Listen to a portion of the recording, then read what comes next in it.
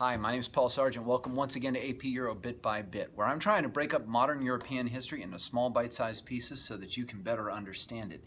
Did you know that Napoleon Bonaparte was not the only Napoleon to rule France? He's not the only emperor France has ever had? Let's cue the intro.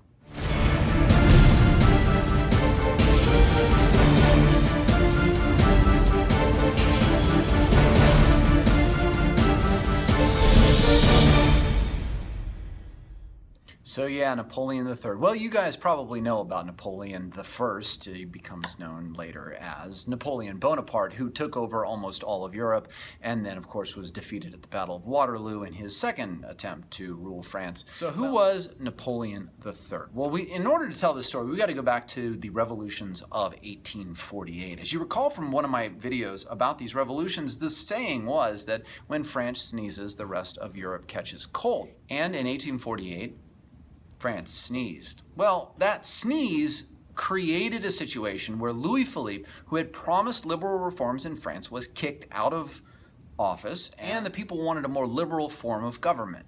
But there were a lot of factions in France that were at odds with one another. People who wanted a strong monarchy on one side, people who wanted a republic on the other side. Socialism was starting to gain hold in France. There were people from all over the political spectrum. Well, out of all of the chaos arises the Second French Republic. All right, now the first one being like the Robespierre one, so hopefully this one's going to work out a little bit better. Well, in order to find someone to run this, they end up sort of grabbing onto Louis Napoleon. Now, Louis Napoleon has been living outside the country for most of his life, so he doesn't have a lot of French political baggage on him. He's got the Napoleon thing going on, so there's sort of a reminiscent, remember how great we used to be kind of feel to it. And, well, he's promising lots of different nice liberal reforms. So he kind of tries to cater to everybody, which is his problem because, you know, the first Napoleon, he wasn't really one to cater to a bunch of people. He was one to kind of just do his thing, and that was where his power was. Machiavelli would have liked that. So as leader of the French Republic, Louis Napoleon went through and made some real reforms that were going to kind of like placate the conservatives who wanted a really strong king. He passes the Falloux Law, which gives education back to the church, takes that out of the control of the government. He takes away power from the legislative assembly. He takes away the franchise from the poorer classes. He supports the army and the things that they do, and he goes so far as to just imprison people who are running socialist or liberal oppositions to his rule. In return for this, when his first term is over, the Legislative Assembly decides not to allow him to run for a second term. Well, is he going to roll over on this one?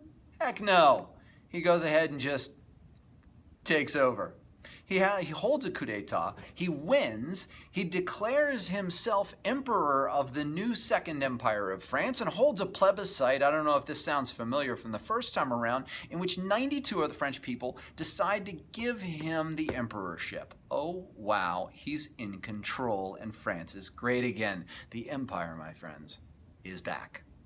So here we are in 1852, and we've got an emperor in France again. And in order to get that vote that makes him emperor of France, he decides to re-implement universal suffrage. Everyone can vote. So yeah, there you go. He just totally turned around on what he did before. And then the next year, in 1953, he holds another plebiscite, another general vote, in which 97% of the French people agree to allow him to be a hereditary ruler, so that his family will continue to rule, which is not really exactly how he got power the first time when he was elected to be the head of the French Republic.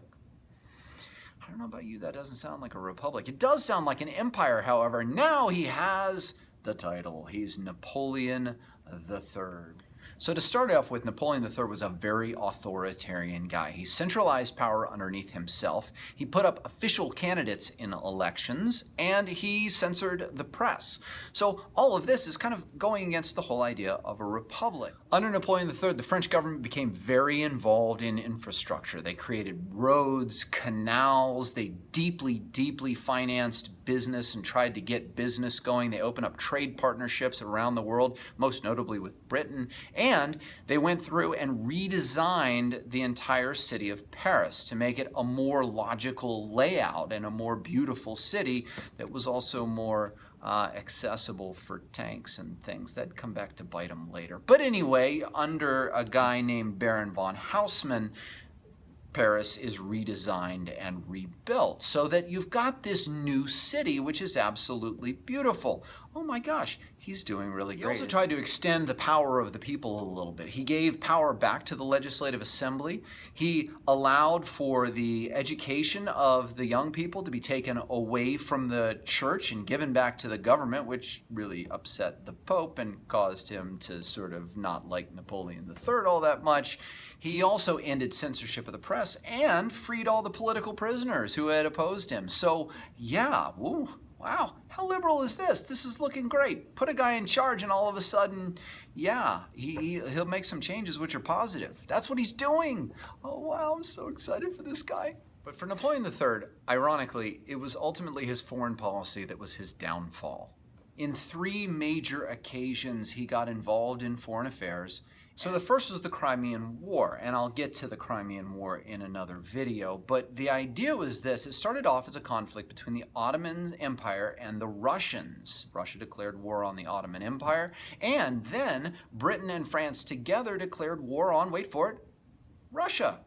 Which doesn't make sense because last time, Russia was involved with the conflict with the Ottoman Empire, it was over Greece, and they jumped on Greece's side against the Ottoman Empire because the whole Christian Muslim thing. But here, they're worried about the expansion of Russian power and their access to the Mediterranean Sea and all of that. And so they jump on the side of the Ottoman Empire. Well, they win.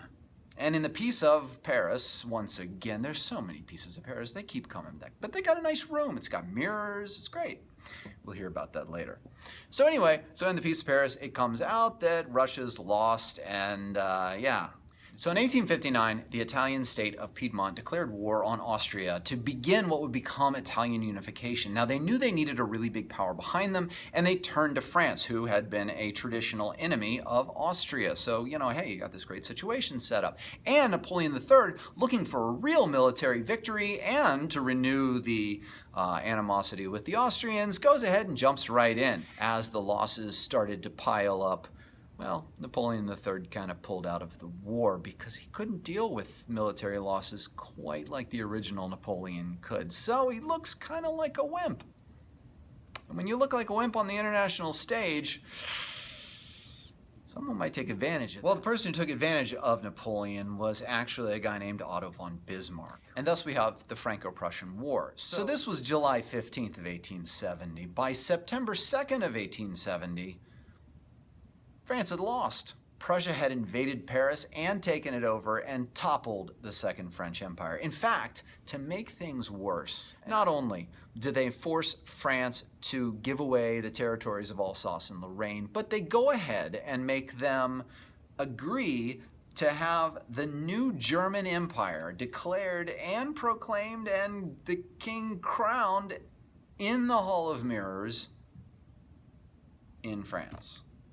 The very symbol of the power of Louis XIV, probably the most powerful king in all of French history. And Napoleon III is forced to step down as ruler, and the Third French Republic is declared, which, against all odds, is going to hold out until, well, Hitler shows up from, well, Germany. So in the end, what's the legacy of Napoleon III? Well, the legacy is kind of mixed. I mean, he makes a lot of very liberal changes to France, which are going to lead very nicely into a republic. But when it comes to foreign affairs, he really just is not very good. And I guess that's true of most all leaders. They all have, as we all do, their weaknesses and their strengths. And if you play to your strengths, you tend to do pretty well. But Napoleon III, he tended to play to his weaknesses a little bit too much.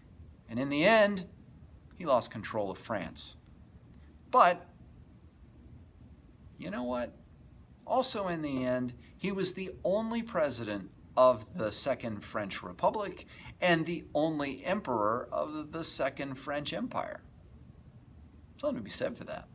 So anyway, that's the story of Napoleon III, or at least as much as I think you probably need to know about the story, just to sort of understand who the guy is. So, My name is Paul Sargent. This is AP Euro Bit by Bit. Please subscribe and tell others about this channel so that they too can enjoy in the learning experience. Until next time, have yourselves a wonderful day.